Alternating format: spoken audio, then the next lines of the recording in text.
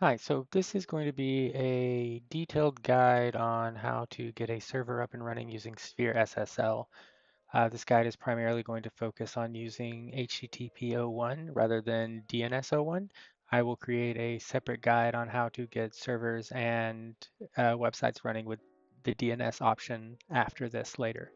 So for this example here, I have created a simple test server. We will start it now and reload it here on HTTP. So you can see that with HTTP, it is currently working. It is hosting and waiting for a certificate. All it does is provide information about its certificate so that we can verify that it is certified and that it is working and that there is something to actually certify. If we look at the version of the HTTP site, it is not working. I currently do have it connected to a domain, but we're going to assume for posterity, or for this example rather, that you have not done that yet. So what we will do is we need to know the IP address of our server here, and we will use Cloudflare. I prefer Cloudflare. For this, you can use absolutely any DNS provider that you want. There is no restriction or requirement. Technically, it doesn't even have to be a DNS provider. You just need to know where your website is hosted and have access to the DNS records of that, which generally means that you're not probably hosting those yourself, so you do have a provider. I am going to not use the actual website that it is connected to, because if I do, then I will unfortunately provide the IP address that it is connected to. In a past example here, I have shown that before. So what we will do is we will assume that you have your domain and you would like to connect that domain to your server. If you're running many servers off of one domain name, then they're probably all going to be connected to a subdomain. Either way, it works exactly the same. We're going to create a new record. That record needs to be an A record. An A record is the ones that will connect to an IP address, and it needs a name. If you are connecting to something with a subdomain, this is where you would type in your subdomain. So for this, we are going to type in SSL test, and we'll give it a domain name of 123.45.6.7. Anytime that you create a record for a DNS on Cloudflare, they give you the option to proxy it. I would 100% always recommend using proxy. It is a very good protection against exposing the IP address of your server. It gives you DDoS protections, many other protections. It's countless how much it does for you. So I would always encourage making sure that you can proxy if you can. There are situations where you can't. I'm not going to get into those here. It's not very standard, but it is a thing that sometimes you can't. But for most things, you can definitely proxy, and I would keep it proxied. All right, so that's it. That's all you would have to do. Now you have a subdomain that reaches out to your actual domain of your server. And so once that is done, it is time to get a certificate for it. And this is the process that makes this look like this, except, well, certified. So we are going to go to the Sphere repo for SphereSSL. And on the right side of the screen, you will see the releases. If we click on releases, we can see that release 1.3.0 is right here and covers all of the HTTP modernization upgrades. So if we scroll all the way to the bottom, here is the zip for this. This is a portable file, so you don't actually have to install it. All we have to do is extract it. And once we have it extracted, here we go. So because HTTP requires access to port 80, then it is fairly important that we run it as an administrator, because for it to gain access to port 80, it is going to probably have to be an administrator. You can right click and run as administrator. That will work every time, but there is a little bit of a fix that makes it a little bit easier. If you go into the properties and go to compatibility, you can actually check run as administrator, and it will always run as an administrator. You can see that I've already done that here. So again, you can either force it to run as administrator always, or you can right click it and just click run as administrator. It's going to ask you if you want to run it because it has not been verified. Once it is running, we just go down here to our taskbar and we open SphereSSL. We sign in and we are greeted with the home page. The home page is the default DNS-01 option. That's not what we're looking for here. What we want is HTTP. And if we look to the left side of the screen here, you can see that there is an HTTP option, and we will click that.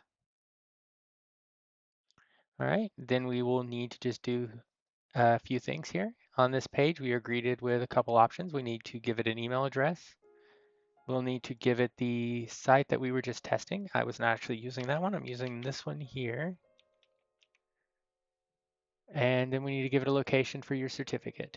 If your server actually needs the certificate to operate and host it, then this address needs to be where your server wants to go for that certificate.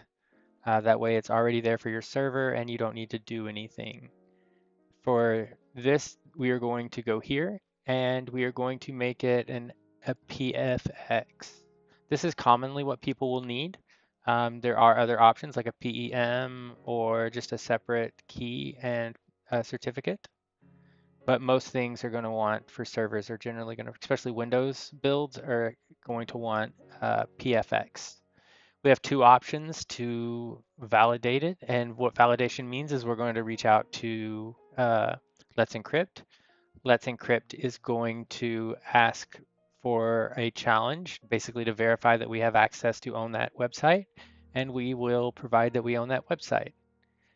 This temporary challenge server is basically the easiest way to do that. What it does is it creates a temporary port 80 server using http.sys.sys, and it creates the challenge for us and answers it when Let's Encrypt reaches out. This is fairly easy. This is probably what most people would use. However, there are a few caveats to this.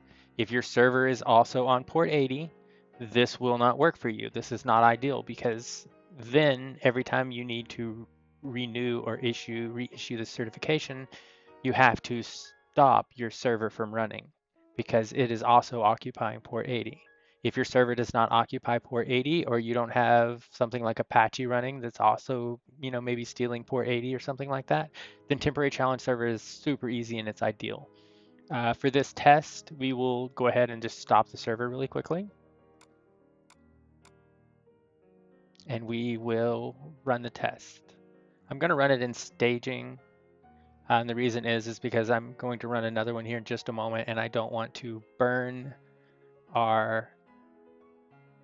Actually, no, we will not do this one on staging. We'll do the next one on staging. And so we hit start, and it's going to create our certificate. Right now, it's basically sent out the request to Let's Encrypt. Let's Encrypt has sent back a challenge to us, and SphereSSL has answered that challenge with a server that we created on port 80. And it is successfully created and has been issued. And now we restart our server. You would need to stop and start your server anytime that you've updated the certificate. That's just naturally how it goes. So you would need to stop and restart your server after it's been issued anyways. But now if we reload this page, you can see that now HTTPS is working. We have our certificate loaded. Here is all the information. You can see when it was renewed, when it was created. If every time you renew it, this will be created. This current server, this current certificate was created for 90 days. And we now have a server that is protected. That's all it takes. If for some reason you need to go through and renew it, or you need to do anything to it, then there are more options to it. You can see here, the server that we just created does not show up in our list of managed servers here. This is where you would manage previous servers. The reason is because when I did it, we did not use save the order. Anytime that you want to renew a server, you need to save the order. If you just needed a quick one-off server certificate for something, you wouldn't want to save the order. So for this next part of this test, we're going to go ahead and look at deleting the certificate here. and we will create a new certificate using webroot. Webroot, as I said previously, does not have to have anything stopped. It just needs to be there. And as long as this file is here on your server, then it's fine. SphereSSL should take care of all of that for you. All you need to do is make sure that you go to webroot. And so we have our webroot. Anytime you do an FBX, you can have an optional password. I encourage most people to use passwords. It protects your certificate and helps it. For these tests, obviously, I have not been using passwords because it just makes it a little bit easier and quicker. But you should generally be providing passwords for your certificates. So for this one, we're going to go ahead and save. And we will go ahead and auto import. And we will hit start. And if you'll watch our well-known folder here, when we start this process. Oh, I didn't give it an email address, and we need to give it a location and the place to put the cert. And this is our Acme challenge. So this time, when it starts, if you watch, we'll have a temp file show up here. That is the certificate challenge. And as soon as it's created, the certificate is deleted, and we now have our certificate again. So we're fully certified, and if we go back to our page here, we can see that it still works. And we can see that the certificate has now been updated. So that's it. That's all you have to do. That's DNS and, that's HTTP through public web root and temporary challenge server. You can see that because we saved that one, it now shows up here. And if we go to renew it, it'll take just a second.